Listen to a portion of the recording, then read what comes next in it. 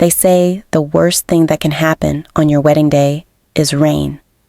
But what I saw behind that locked suite door was much darker than a storm. It was the moment I stopped being a daughter and started becoming something else. An hour before my wedding, I opened a locked hotel door and found my groom half naked with my mother. But instead of calling it off, I walked down the aisle anyway. Why? Because I had a plan. What started as heartbreak became the most savage wedding day revenge you've ever seen. But the truth didn't stop there. What I uncovered after that moment rewrote everything I thought I knew about love, family, and betrayal. This isn't just about cheating. This is a psychological revenge story with twists you won't see coming. Watch until the end, because what I exposed at the altar changed everything. It started with a knock, a gentle one, not frantic, not suspicious, just one of those knocks you give when you're looking for someone who's running late. I was in my robe, makeup half done, my chest tight with anticipation. After 2 years of planning this wedding and 10 years of loving Darius, the only thing I expected behind that door was my future husband fixing his tie. But the suite was locked. Strange. He told me to meet him there before the ceremony. Said he had a surprise gift for me, something sentimental. I smiled at the thought. Darius was sentimental like that, always writing me little notes, hiding gifts under my pillow. But then I heard it, a muffled laugh, low and feminine, familiar. My stomach sank, something in me twisting like a thread pulling too tight. I knocked again, louder. No answer, just a rustle followed by a hushed, urgent whisper. That was when I knew something was off. I turned to the wedding coordinator standing a few feet away and asked her to open the suite. She hesitated, clearly uncomfortable, but I insisted, politely at first, then with a sharp edge that even surprised me. She unlocked the door. What I saw next, I don't think I'll ever be able to erase from my mind. There was Darius, shirtless, his pants barely buttoned, and beside him, still fixing her dress straps, was my mother. My mother. Her back was turned, but I'd recognize her perfume in hell. And in that moment, that's exactly where I was. I didn't scream. I didn't cry. I didn't even blink. It was like my body disconnected from itself, like my brain short-circuited to protect me from whatever the hell I had just witnessed. My mother, Yvonne, spun around like a kid caught sneaking out. Her face crumpled into an expression I'll never forget. Not guilt, fear, like she was afraid of me. Darius opened his mouth, probably to lie, but I raised my hand. "Don't," I said calmly. Just one word. My voice didn't even shake. The wedding planner gasped and stepped back, eyes wide. I stepped forward. My mother grabbed my wrist, whispering, "Wait, you don't understand. It's not what it looks like."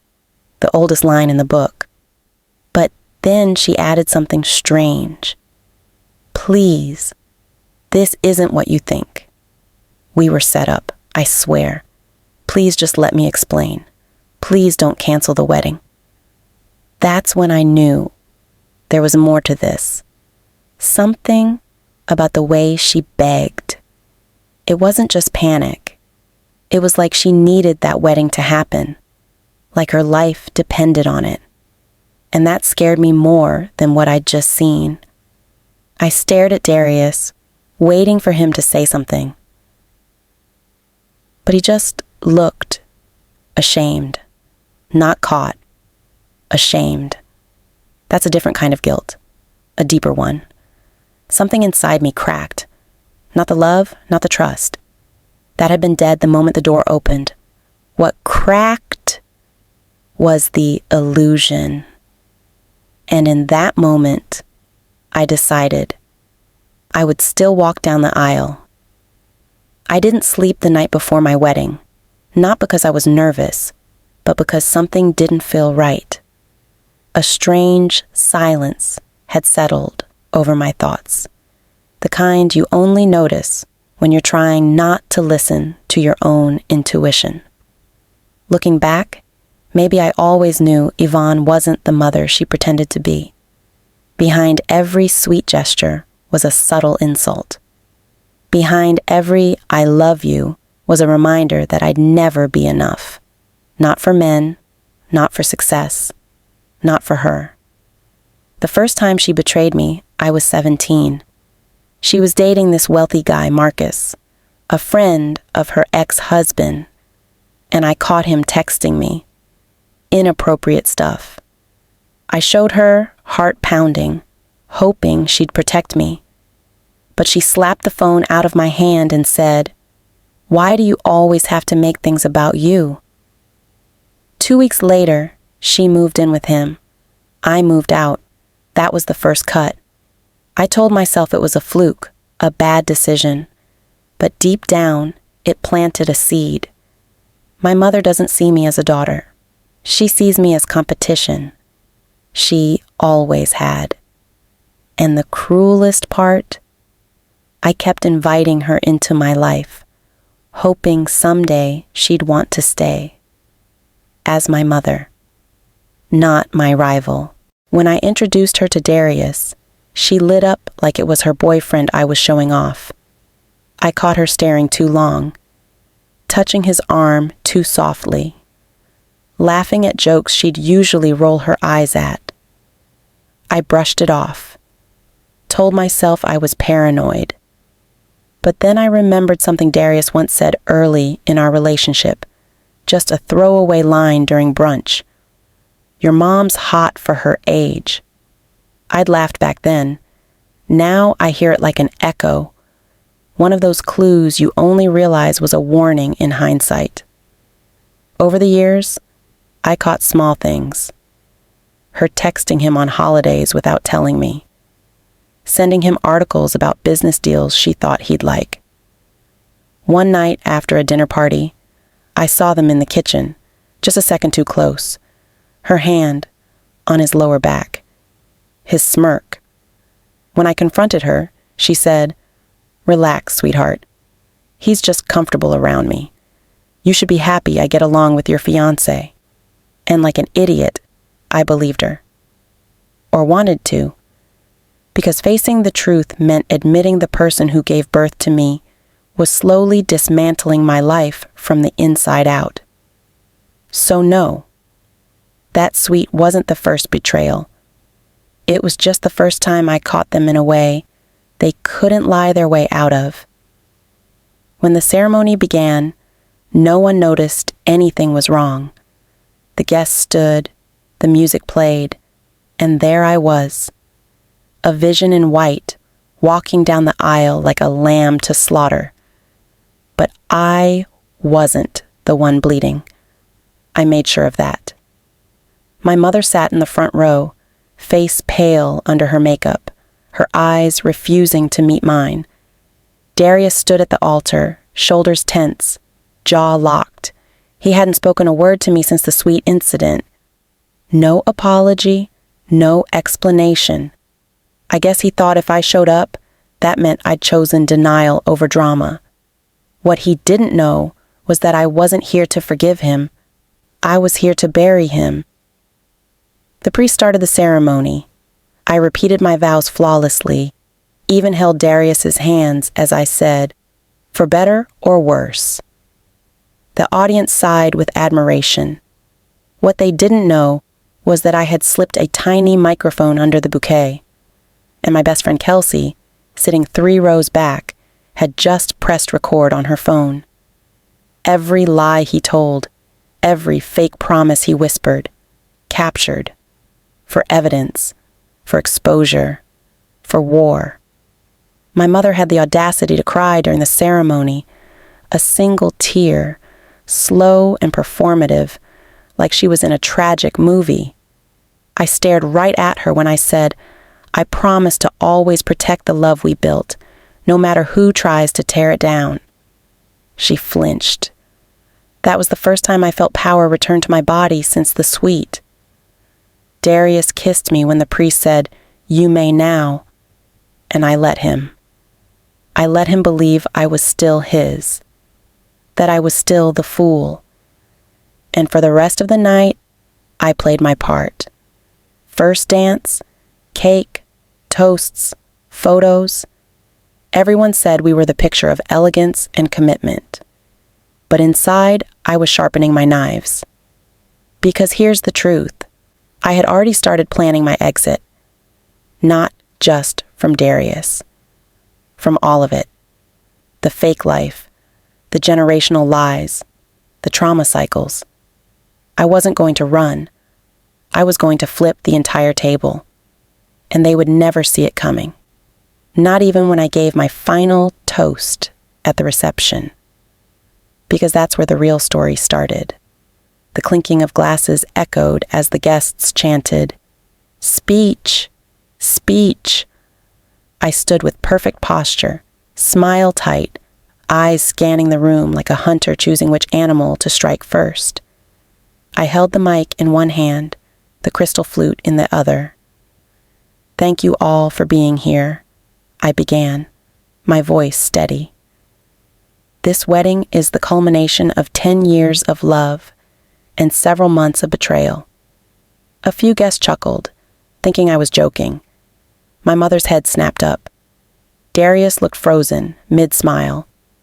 "You see," I continued, "love is a fragile thing. And sometimes the people we trust most, family, even, are the ones who chip away at it with secrets and lies." The room began to shift. Chairs creaked. Forks paused midair. I turned to Darius. "I want to thank my husband for showing me exactly who he is." Then I turned to my mother.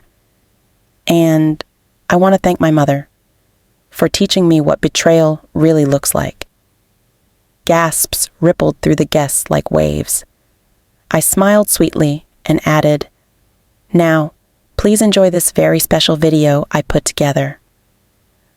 The ballroom darkened as the projector flickered on. A video began to play, a quiet recording of the hotel hallway, time-stamped just an hour before the wedding. The audio was distorted, but clear enough to hear Darius's voice. "No one can know. If she finds out, it's over." Then my mother's voice. "She can't cancel now." "It's too late. We need this marriage to happen." Gasps, murmurs.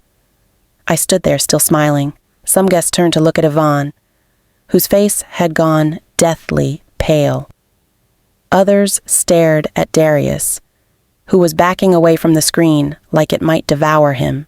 The final scene in the video? Me, standing at the door, hearing them, not entering, just listening.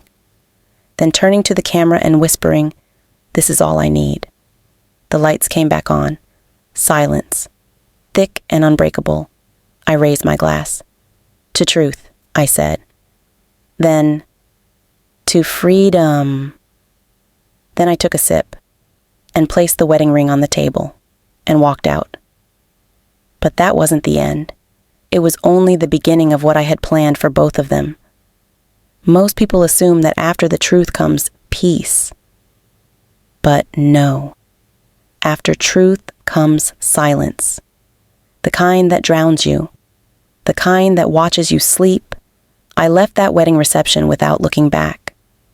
The second I stepped outside, the roar of reality swallowed me whole. Guests whispering, photographers scrambling, someone even clapping like it was a scene from a movie. But I didn't feel triumphant. I felt empty, like I had burned down a house I still lived in. I got into the black car Kelsey had waiting and collapsed in the back seat.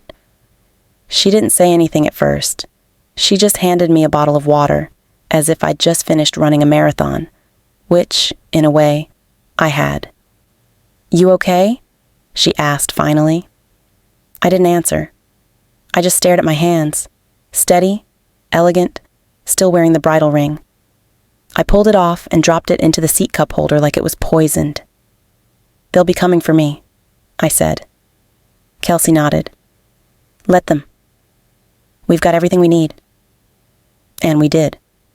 I had copies of the texts, photos, phone recordings.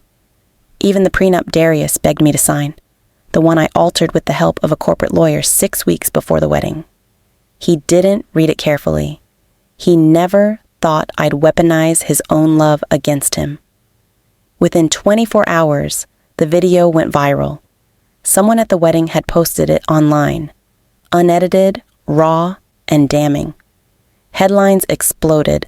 Bride exposes groom and her own mother during wedding toast. It was everywhere. Twitter, TikTok, even daytime talk shows. I should have been hiding. But instead, I showed up to Darius's condo 2 days later, camera ready, with a team of legal reps behind me. He answered the door looking like a ghost. Sunken eyes, rumpled shirt, phone still buzzing from scandal alerts. "We need to talk," I said, stepping inside like I still owned the place. And technically, I did. Thanks to the prenup clause I'd added, I had a 60% stake in our joint real estate portfolio, unless he could prove infidelity didn't occur. Good luck with that. "You don't have to do this," he said. "We can fix this." I laughed, cold and bitter. "Fix this? You slept with my mother. You let her destroy us. For what? Money?" He blinked. It wasn't about money. I leaned in close, and for the first time, I saw it. Shame, yes, but also fear. "Then what was it about?" I asked. He didn't answer, but I had a feeling the answer was waiting for me. Not with him, but with her. Sometimes, when you dig up the past, it doesn't just haunt you. It drags you into the grave. With it, I met with my mother 3 days after the wedding, not out of forgiveness, out of strategy. She'd gone into hiding, left town, shut off her phone, claimed she was under emotional distress. But I knew where she'd be. She always ran back to the same place, my late grandfather's old beach house 2 hours north. I drove there alone, fog rolling in like a scene from a crime thriller. She opened the door like she'd been expecting me, wearing a silk robe, drink in hand, looking like a ghost of the woman she once was. "You've ruined me," she hissed. I stepped inside anyway. "You did that to yourself." She set the drink down and stared at me. "You don't understand. I didn't want to hurt you. I had to do it. Darius and I, it wasn't real. He came to me with a deal I froze." "A deal?" That's when she broke. Tears spilled, ugly and uncontrolled. She confessed that Darius had discovered something. A deep financial fraud Yvonne had committed years ago using my identity. Loans, credit cards, real estate moves under my name. If the wedding didn't happen, Darius threatened to expose everything and I'd go down with her. "I did it to protect you," she sobbed. "I thought if you got married, he'd keep quiet." He promised. And in that moment, my rage cracked into something worse. Realization. My own mother didn't just betray me for lust. She used me as a human shield to protect herself from prison. My wedding wasn't just a ceremony. It was a transaction, a hostage exchange, my life for her freedom. I stood there, watching her break down, but I felt nothing. Not pity, not love, just exhaustion and a disturbing clarity. "You always told me I was ungrateful," I said quietly, "but you've stolen more from me than anyone else ever could." She begged me not to go to the authorities, but it was too late. I already had. I'd been digging into her finances for months, ever since I noticed inconsistencies in our family trust accounts. I just didn't know why, until now. The revenge I thought I was taking on Darius, it had only ever been a shadow of what my mother deserved. "You taught me how to lie," I said, walking to the door. "Now watch what I do with it." She screamed after me, begged for mercy. But that was the thing. She'd trained me to survive betrayal, not heal from it. And now, I wasn't her daughter anymore. I was the monster she created. Revenge doesn't feel like justice. It feels like rot. But by then, I'd already become the thing they feared. A woman with nothing left to lose. 2 weeks later, I filed a civil suit against Darius and a criminal complaint against Yvonne. The world watched in horror and fascination. I became a trending topic, not just for the wedding scandal, but for the legal firestorm that followed. A daughter suing her own mother, a groom facing fraud charges. It was headline gold. Darius's company distanced themselves, investors pulled out, and the board forced him to resign. He reached out once, a text message that read, "I never meant for it to end like this." I didn't respond. Let him sit in the silence he created. Meanwhile, my mother tried everything, hired lawyers, played the victim on small podcasts, leaked photos of us from happier times. But I had already built my narrative, and the public saw through hers. They didn't see a grieving mother. They saw a manipulator who finally met her match. And I didn't just want them to fall. I wanted everyone to know exactly who they were behind the mask. Still, part of me wondered, had I gone too far? I wasn't sleeping. I was reliving every betrayal in my dreams, waking up in cold sweats. Trauma doesn't vanish just because justice is served. But one night, I stood in front of a mirror and whispered, "You survived. You didn't just burn the house down. You walked out of it." I wasn't the same woman who walked down the aisle weeks ago. She died the moment I opened that hotel suite door. In her place was someone sharper, colder, clear-eyed. And if that made me the villain in someone else's story, so be it. Because I wasn't done yet. The wedding may have ended, but the reckoning was only beginning. I thought I was done with Darius. But monsters don't die quietly, and liars don't fall without pulling someone else down with them. Just when I thought the dust was finally settling, I received an envelope. No return address, no message, just a single flash drive inside, labeled, "Play me if you want the truth."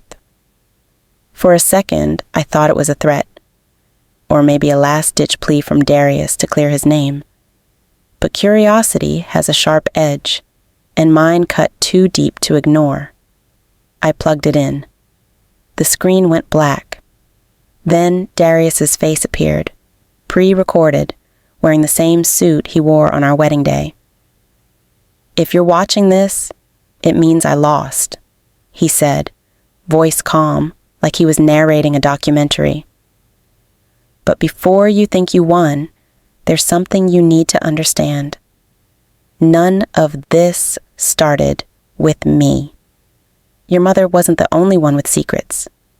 I froze. He continued, "This whole marriage, this deal, was part of a plan. Not mine, hers. She told me marrying you would guarantee my stake in a family trust. Said you'd never know. Said she needed you to stay blind for your own protection. And that's when he dropped the bomb. She lied to both of us. The video unfolded like a confession, but also a trap. Darius revealed that my mother had manipulated him into the relationship, feeding him lies about my vulnerability, my emotional instability, even my finances. She painted me as someone fragile, easily controlled, desperate to be loved. And, for a while, it worked. He admitted he didn't fall in love with me, at least not at first. He was in love with the idea of power. But what haunted me most was what he said near the end. I did fall. Somewhere along the way, I wanted to protect you from her, but I didn't know how to stop the machine she built. I sat in stunned silence. A part of me wanted to scream, to throw the laptop across the room, but a deeper part of me, the part that had been broken and rebuilt, just sat still. What if Darius wasn't the architect of this pain, just another pawn? That flash drive wasn't just a warning, it was an invitation to dig deeper, to finally face the one person who had always been pulling the strings, not out of lust or greed, but control. And now, it was time to take that control back. You think you're in control until you meet the person who's been writing your script since childhood. And then you realize your life isn't yours. Not until you take it back, I met Yvonne again. This time, not at the beach house, but in a courtroom hallway, just moments before her indictment. She looked older now, like the truth had drained her soul. But her voice? Still sharp. You think you're some kind of hero now? She sneered. You think you're better than me? I stared at her, not with anger, not even disgust, just sadness. No, I said, I think I was you. But I clawed my way out. She scoffed. You wouldn't have survived half of what I did. You were weak. You always needed me. There it was again, the lie she told herself to justify everything. Her affairs, her theft, her weaponization of love. And maybe once I did need her, as a child, as a daughter desperate for a mother's warmth. But that little girl was gone. I leaned in and whispered, You didn't protect me. You just used me to cover your own sins. And I'd let her. Until now. She tried one last tactic. Guilt. You're destroying your family name, she hissed. You're airing our filth for the world to see. I smiled. Cold. Good.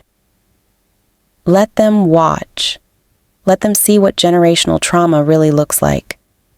Maybe someone else will be brave enough to break the chain too. She stared at me like she didn't recognize the woman in front of her. And maybe she didn't. Because the woman she once controlled, silenced, gaslit, no longer existed. I walked away before they called her in. No more closure. No more justifications. Just consequences. And for the first time in my life, I felt peace. Not because justice had been served, but because I had chosen myself. I had broken the script, and the world didn't end. It began again. My way. Revenge gave me power. Truth gave me freedom. But forgiveness, that gave me peace. Months passed. The media frenzy died down. Darius was fined, blacklisted in his industry, and quietly moved to another state. Yvonne pled guilty to wire fraud and identity theft. She took a plea deal and avoided prison, but the damage was done. Her legacy, her image, her pride, shattered. And me? I did something no one expected. I disappeared. I left the city, cut ties with the noise, and spent months rebuilding from nothing. No headlines, no whispers, no masks, just silence. Finally on my terms. I went to therapy. I started journaling. I launched a quiet nonprofit for women recovering from family abuse and psychological manipulation. I didn't want sympathy. I wanted purpose. The revenge was over. Now I wanted redemption, not just from what they did to me, but for what I allowed. The version of me who stayed quiet, who begged for love, who tolerated betrayal. She deserved a voice, too. And I finally gave her one. One night, I stood in front of a mirror, wearing no makeup, no mask, no armor. And for the first time in a long time, I didn't see a broken bride or a bitter daughter. I saw a woman who walked through fire and came out holding the match. Would I ever fully forgive them? Maybe not.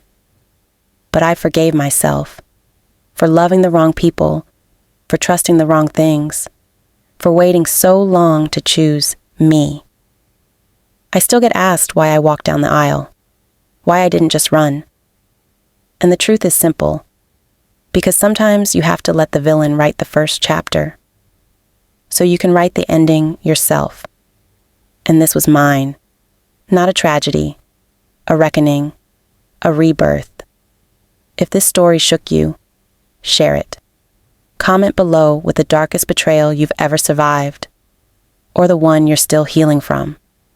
And remember, surviving betrayal doesn't make you weak. It makes you dangerous. They broke me open, but in the ruins, I found myself. I lost a mother, a lover, a past I can never reclaim. But I gained truth, and with it, freedom. If betrayal was my fire, then survival was my rebirth. I didn't get the life I planned. I got something better, my own voice. If this story pulled you in, don't just scroll. Subscribe. There's more where this came from. Which moment hit you the hardest? What stayed with you long after the screen faded? Drop your thoughts below and tell me, which city are you watching from? Let's build something real in the comments.